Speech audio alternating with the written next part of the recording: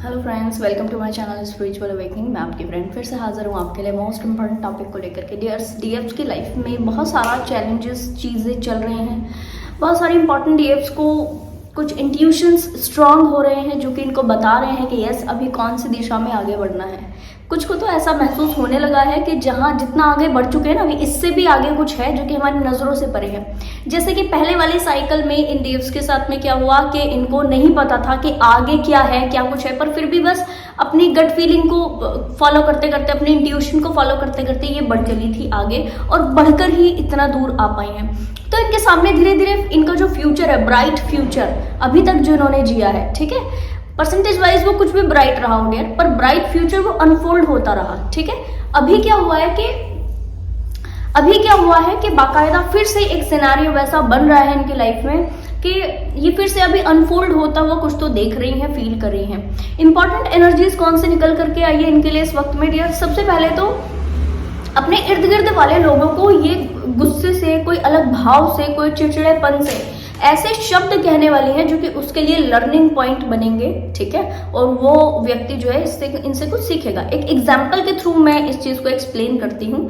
जैसे कि आपने कोई काम करते हुए देखा और आप उस काम को बेटर वे में करते हो, ठीक है, तो आप तुरंत से उस व्यक्ति को ये बोलोगे, अरे आप ये कैसे कर रहे हो, ये बहुत आप गलत तरीके से कर रहे हो, और कुछ अलग से टोन में, या मैं इसको बोल नहीं पा रही हूँ ठीक से, कुछ अलग सी टोन में आप उस व्यक्ति को बयां कर सकते हो, अरे इसको ऐसे नहीं ऐसे करो, या तुम्हें मैनर नहीं है इस काम को करने की, तुम्हें सलीका नहीं है इस काम को करने का। ऐसे अलग से वर्ड, ऐसे पिंचिंग वर्ड यूज करके आप उस व्यक्ति को उस काम का सही तरीका सिखा सकते हो, जो कि उस व्यक्ति को लाइफ टाइम याद रहने वाला है। डियर, इस बीच मैं थोड़ा सा आपको एक क्लियर कर दूं, अगर वो व्यक्ति आपके साथ वाले हैं तो यहाँ पर कुछ दिन का मनमुटाव उस व्यक्ति के साथ आपका हो सकता है।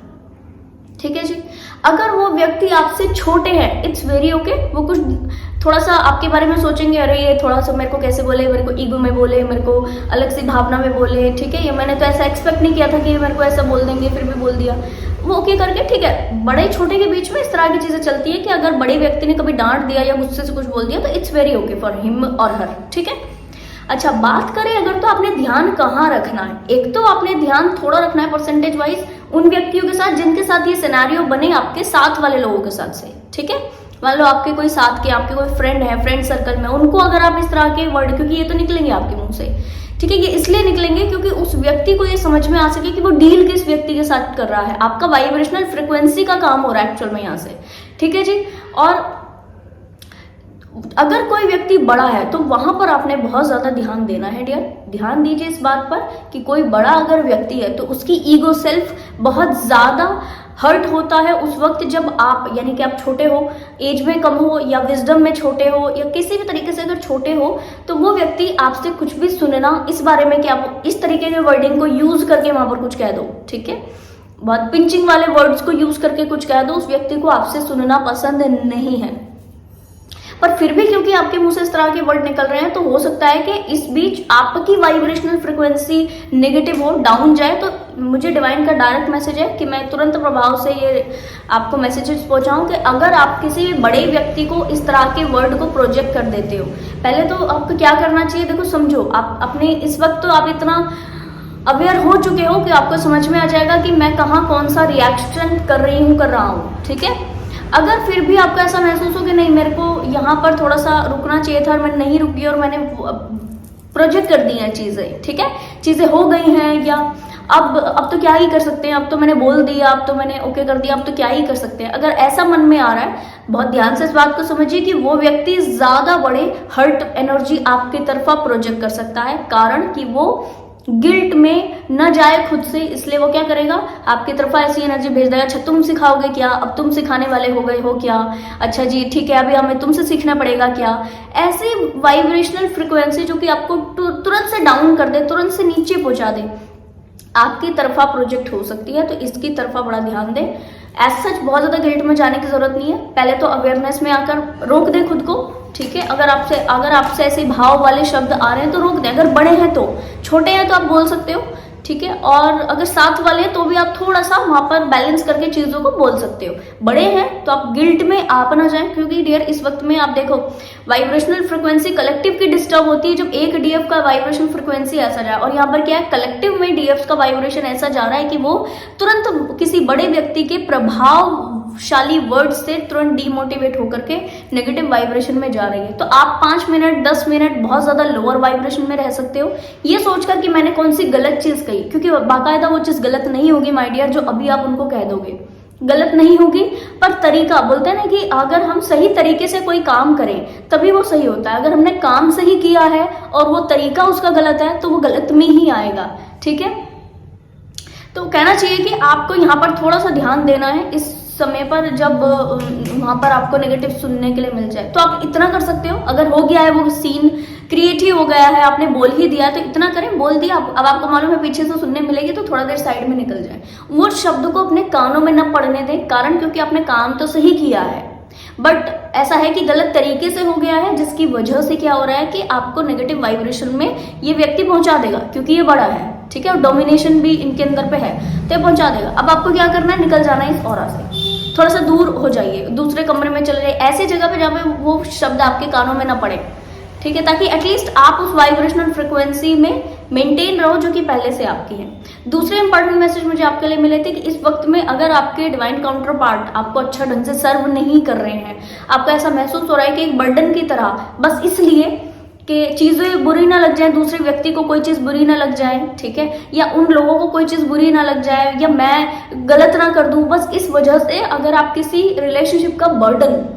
बर्दाश्त कर रहे हो, सामने वाले व्यक्ति पहले चेक कर लीजिए कि क्या वाकई आपके साथ रहना चाहते हैं। अगर यस, तो आप उसमें एनर्जी लगाओ, तो आप ये सोचते हुए अच्छे लगते हो कि हाँ इनको बुरा नहीं लग जाए कोई चीज। पर अगर वो व्यक्ति खुद से रिलीज होने की कोशिश में है, ठीक है, तो आप बाकायदा इस वक्त में उनको रिलीज कीजिए। कारण क्योंकि एक बर्डन सम एनर्जीज में जीने की आपको जरूरत नहीं है। डिवाइन कह रहे हैं कि अब आप इतनी वाइब्रेशनल फ्रिक्वेंसी में आ चुके हो, ऐसी हायर वाइब्रेशन फ्रिक्वेंसी में, कि ऑलरेडी जिसको जाना है, जिसको जो आपकी वाइब्रेशनल मैच नहीं है, जो भी सोल्स, चाहे वो डिवाइन काउंटर पार्ट ही क्यों ना हो, घर की कोई बड़े लोग या कोई छोटे लोग या ऐसे लोग फ्रेंड सर्कल में जो कि आपके वाइब्रेशनल मैच नहीं है, ठीक है, या फिर ऐसी चीजें जो कि आपकी वाइब्रेशनल मैच नहीं है, ऑलरेडी वो आपके घर से निकल ही जाएगी। कब निकल जाएगी? दिवाली की सफाई में, ठीक है जी।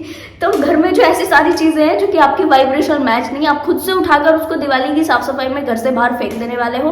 प्लस ऐसे लोग, उनसे भी आपका कनेक्टिविटी इस वक्त में छूटेगा, टूटेगा। तो आप इजी गोइंग रह करके बस ये सोचकर अरे इनको बुरा नहीं लग जाए, अगर मैं इनको रोकू ना तो, या मैं एक एफर्ट लगा लूँ तो बुरा नहीं लग जाए, ठीक है, इट्स वेरी ओके, ठीक है। अगर बुरा लग रहा है उनको तो इट्स वेरी ओके। कारण ये वो खुद ही एक मौका देख रहे हैं कि मुझे कब इनकी लाइफ से कट ऑफ होने का मौका मिले। पर क्या होता है, आप वापस अप्रोच करते हो अपनी स्वीट एनर्जीज के साथ, अपनी हायर वाइब्रेशनल फ्रिक्वेंसी के साथ, तो व्यक्ति को वो मौका उसका खत्म होता चला जाता है। आप समझो इस बात को, ठीक है जी।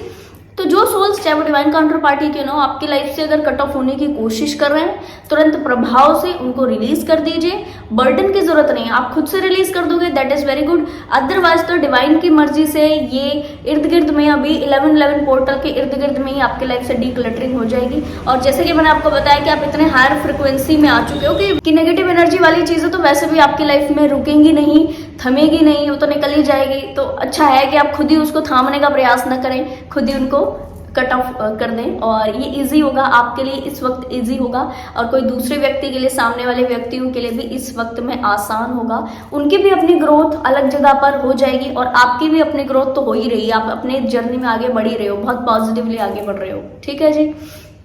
नेक्स्ट इंपॉर्टेंट मैसेजेस आपके कि ये टाइम है एक अपने आप के साथ में हेल्दी कनेक्शन बनाने का, अपनी फैमिली के साथ में एक अच्छी हेल्दी कनेक्शन बिल्डअप करने का, और अपने वुंड्स को जो कि फैमिली के दिए हुए हैं पुराने, ठीक है, और वो आपके हार्ट चक्र में है, उसको हील करने का, ठीक है।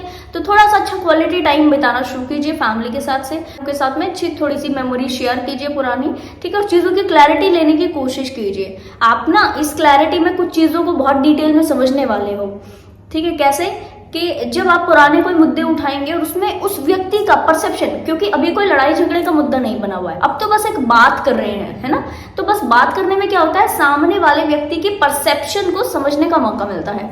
तो जब सामने वाले व्यक्ति आपसे कुछ बात कहेंगे और आप वो पुराना कोई मुद्दा उठाकर बैठोगे, सामने वाले व्यक्ति उस पर अपनी बात कहेंगे, होगा क्या कि आपको ये समझ में आ जाएगा कि अच्छा, इस व्यक्ति ने जो उस वक्त एक्ट किया था वो इसलिए किया था क्योंकि वो इनका ये वाला परसेप्शन था। क्लियर हो रहा है आपको?